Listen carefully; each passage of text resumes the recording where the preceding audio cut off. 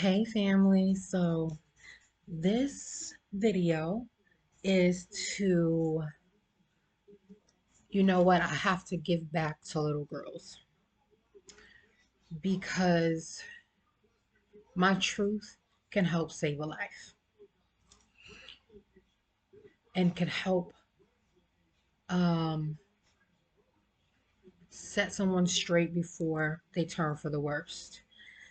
I'm going to try to make this as quick as possible, but this is my truth on my innocence being taken from me. And I'm doing this again to save a life. And, I just think it's important. Uh, the I'm gonna write a book about it, but maybe even do a movie about it. But in short, um, my innocence was taken from me as a child, and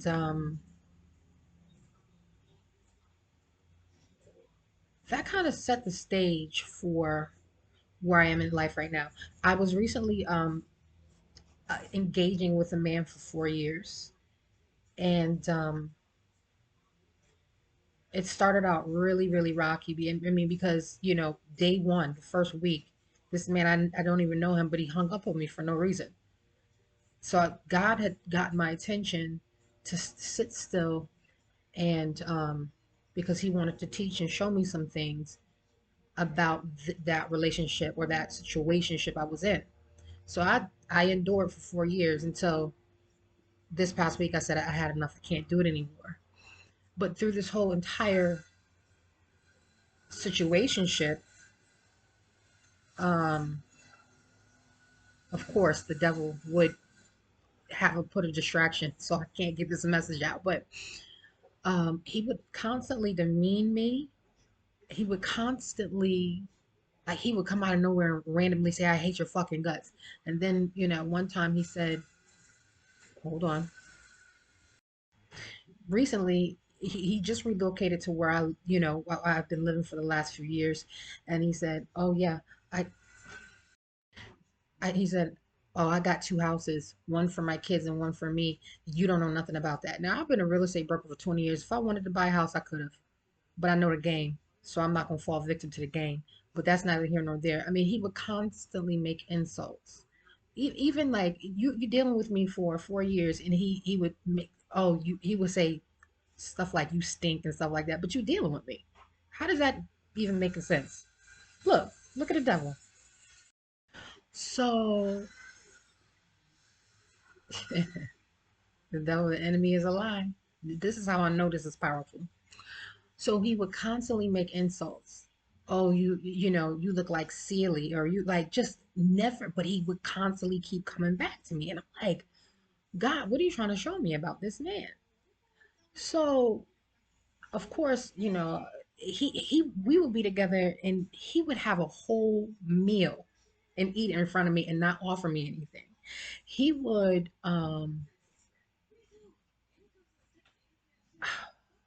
it was just and I sat and endured it only because I said, "Well, God, I know you're doing this for a reason and you want me to endure this for a reason." And the only thing that he's doing is racking up karma.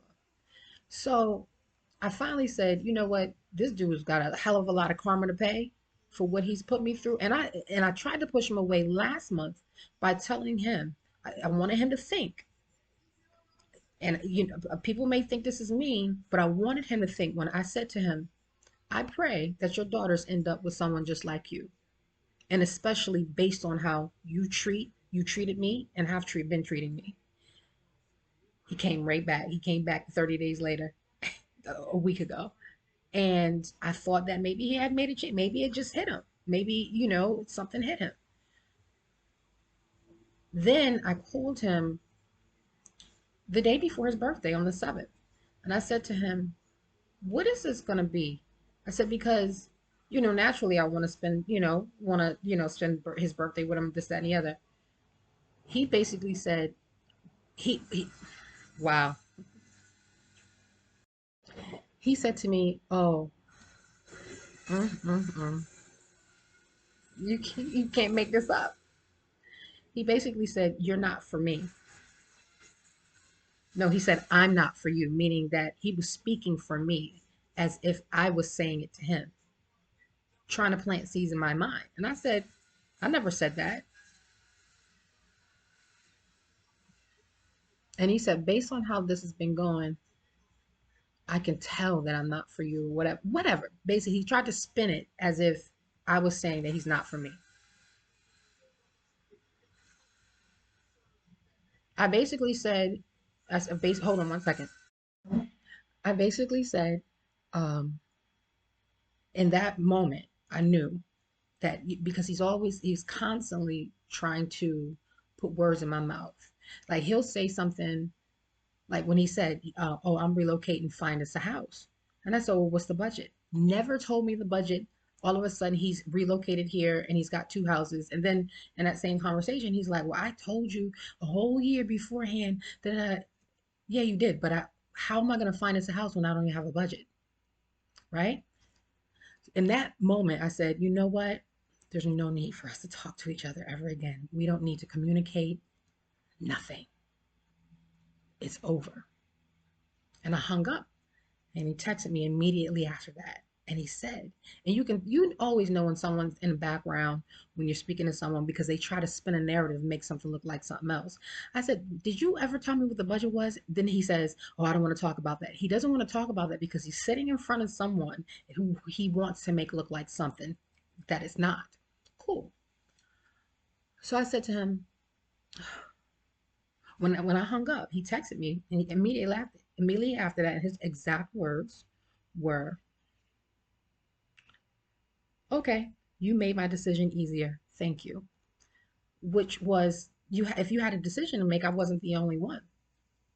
Then he tried to throw in there before I hung up, "Oh, um, like as if I was dealing with somebody else." Yeah, I went on a date with somebody. And when I went on a date with somebody, when this man approached me to even try to get to know me, I knew that he was a plant. I knew that he was someone that was sent on purpose. So I purposely went out with this man just to see how things would play out. Purposely did it. This man tried to kiss me on a date. He tried to hold my hand first date. I just met him. All kind of stuff. I said, "Okay, this is a setup." So when he tried to throw in my face that I went on a date with someone else, I wanted him to allow me to give him the details, but he didn't. He never did because he already knew he set it up. As a matter of fact, when we were on a date, I seen three women all the way across from at the bar, and they were like had their phones up, and they were like, it was almost like this was some kind of game, a game show or something. So when he said that, when he texted me, I immediately knew at that point he was already dealing with somebody else. "You made my decision easier." Fine. Listen, at that point, now I'm praying for the Most High to get you out of my system, my mind, my heart, my body, my soul, everything. I don't even want to. You're dead to me. You wasted 4 years of my life, sir. But going back to how I lost my innocence. Oh, then he also implied, "Oh, I don't know how you're ever gonna get a man. You're never gonna be able to get anybody after me." This is like he like all of this evil and just whoa, how can you say such a thing to a person? Why would you even say that? I'm not even thinking about being with somebody else. But maybe I should. Maybe that's what you're telling me. So now going back to how I lost my innocence. My innocence was basically taken from me when I was a kid, not by way of actual penetration, but use your imagination. The epitome of my life and my story is have you ever heard of the TV show? I think it's a Netflix series called 13 Reasons Why. I'm the main character, but I'm black. Um, I'll never forget the day that I was 13 years old. It was my first week of high school, and I'm at my locker, and the high school jock comes up to me. Now, mind you, my body's going through changes. Um, I was always picked on in middle school, called ugly and this, that, and the other. I had self-esteem issues real bad. And I'm standing at my locker, and this high school jock, very handsome boy, comes up to me. He was like the star basketball player. He was a senior. Comes up to me. He said, "Hey, pretty. My name is such and such. Can I walk you home from school?" I said, okay. He said, first of all, he called me pretty, and he was the most handsome. So I was always the shelter kid, couldn't do this, couldn't do that, very strict mother. Um, so I was hoping I would see him over the next couple of days. I didn't kind of see him, kind of avoided me. Then one day, I think it was a week later, he finally comes up to me and says, "Okay, I'm ready to walk you home." So he walks me halfway home the first day, and I'm thinking, wow, for the first time in my life, I'm pretty. Someone's attracted to me. Like these things that you see on TV as a kid, the girl meets the guy and crush in school, this, that, and the other. I'm actually experiencing this thing. So first, second, third day, he walks me toward going home. Um, and he says, "Oh, I gotta stop home for a minute." And I'll never forget, I had on these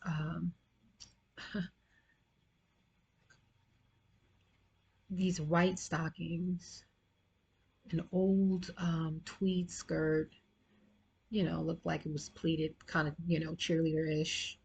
And these shoes, they're like white in front, white in the back, but they're like brown or black in the middle, and they have laces.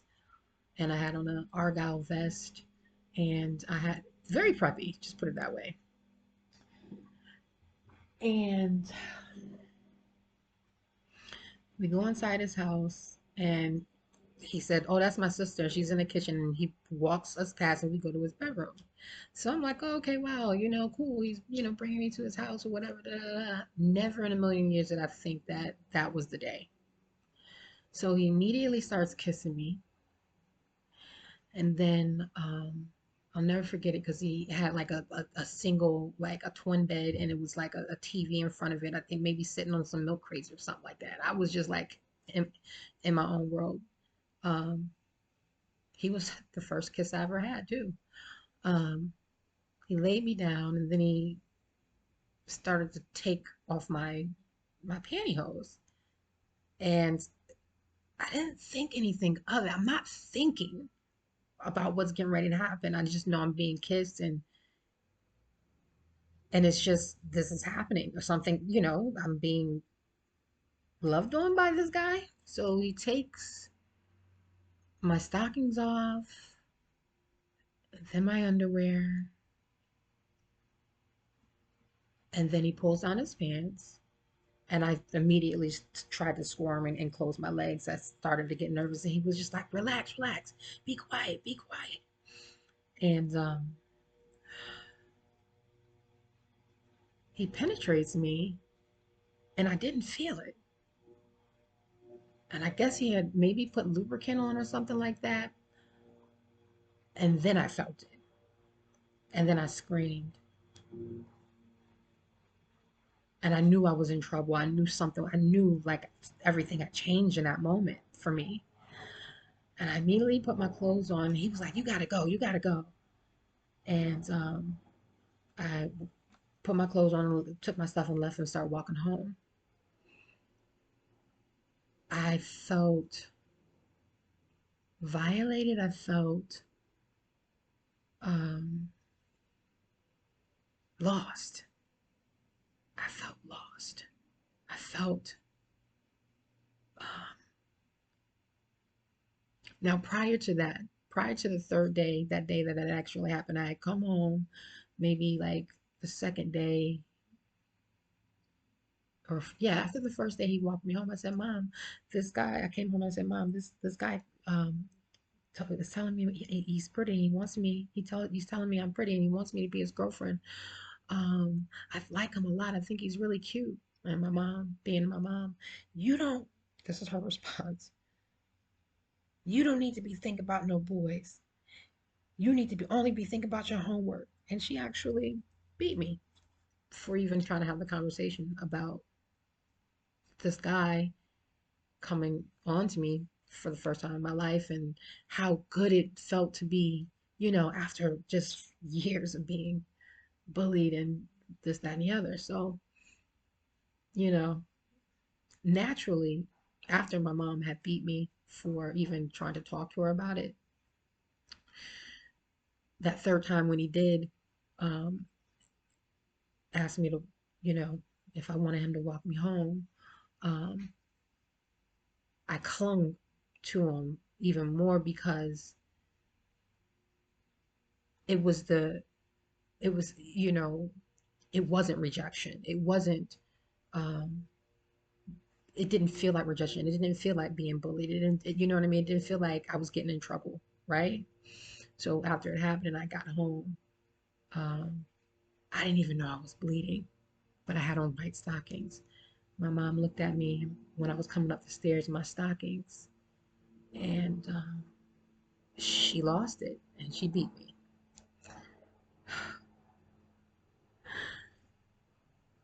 And then um, naturally, I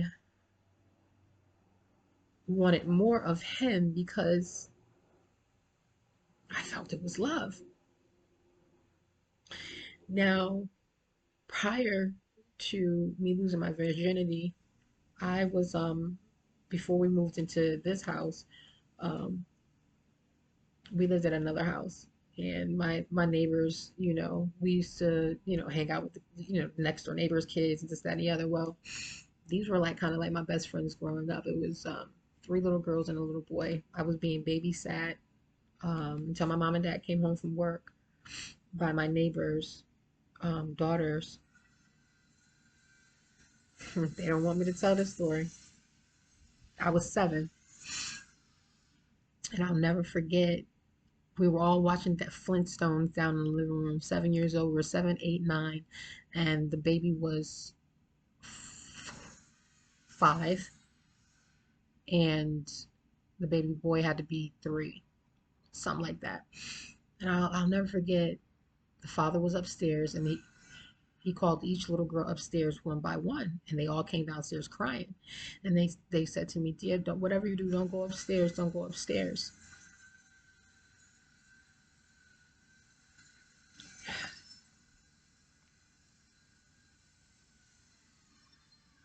And I said, "Why? What's going on upstairs?" And they just said, "Just don't go upstairs. Just don't go upstairs." Well, later on, I found out that the father was raping the little girls one by one, and I wasn't allowed to go back over there and play with them for a very long time. And I didn't know what happened to them until after my innocence was taken from me. And then after I had what had happened at that house with the little girls,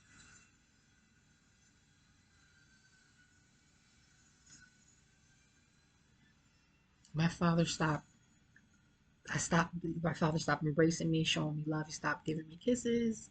When my dad used to come home from work, I used to be like, "Daddy," and just run and jump in his arms. That all stopped after that day. And I later found out it was because he didn't want me to accuse him of doing anything like that to me, which he never did. Like, wow. So he took the only thing that I had from a man from me in life. So when the 13 incident happened, at the locker, it was fulfilling a void that was taken from me from another incident. When that incident happened to me at the locker, I started clinging onto this boy, and I ran away, and my parents found me at his house. And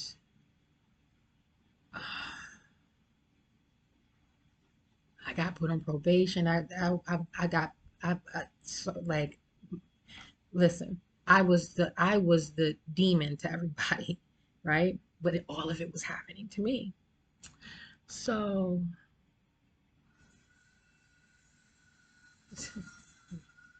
I can't believe how the devil is a lie right now.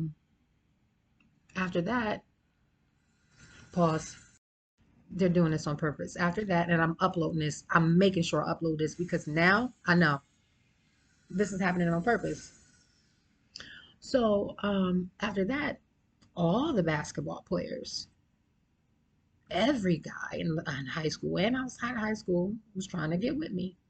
And I became very promiscuous. I will admit that I definitely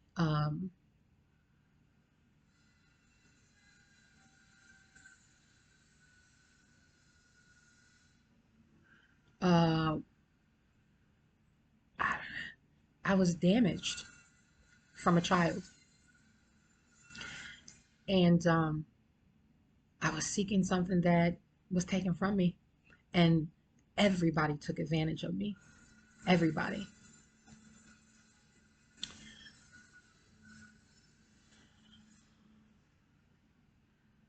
I was called a whore, slut. And what did I know about being a whore and slut at 13, 14, 15? Like, you know? So by the time my sophomore year came around, I got really into my athletics, and I knew that my talent will kind of just like drive away all the mistakes that I had made as a young girl trying to figure this thing out. And it did. But the stigma never went away. Even as an adult woman now, the stigma is still there. And no one knows why all of these things happen to me, and why I have this stigma over my life. And the reason why I'm bringing this forward is to save other young ladies in the future so they don't have to experience what I've experienced, because now as a woman, the same man who has been trying to demean and degrade me, um, he doesn't even know the backstory, but now he's listening to everybody in the community. Oh, she used to be a hoe. What did I know about being a whore at 13? I didn't even know what a whore was. My parents even talk like that. So what did I know? I never even heard the word before. I didn't even discover what it was until I was called it as a child. So, me dealing with this man, and ironically, my birthmark is Israel. Literally. Look at my other videos. Everybody in the background has been trying to damage and stop me from getting my blessings, but it can't be stopped because I know God has a bigger plan. And I want to shout out to Justice 365, because she kind of put the battery in my back this morning to not only not only say thank you to her, but as I sat and worked on my website here today, to be more transparent. There's somebody's little girl out there that's going to get caught up in high school. Um, and if this video can save a life, and if parents can learn to sit down and talk to their kids and teach their children to not be bullies. Um,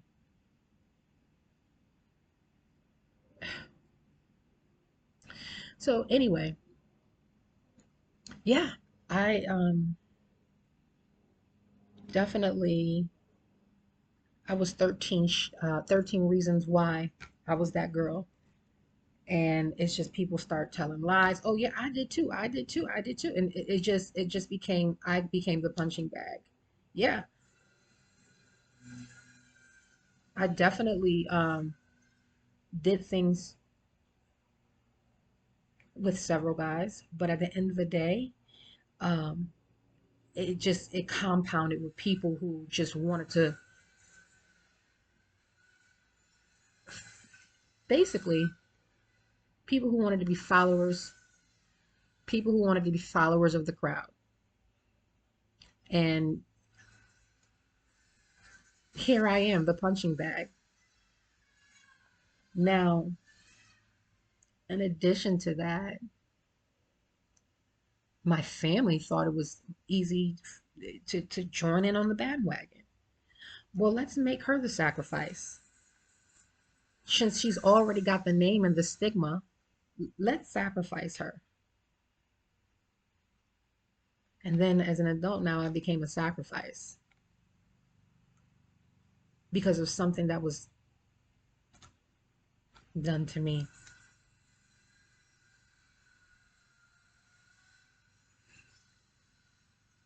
I grew up in a house where there was no fighting, but there was no affection, there was no love for various reasons. My mom's mom died when my mom was 7, and my mom was sitting on her mom's lap. So it's just like layers and layers and layers of like, whoa. So before you judge somebody and you try to label somebody and put a stigma on somebody, you better put together 1 plus 2 and try to figure out, wow, could the same finger be pointed at my child for reasons that I don't know? What if it takes me 50 years to find out, 20 years to find out? You don't know how you're affecting other people, but just know you can. Good luck.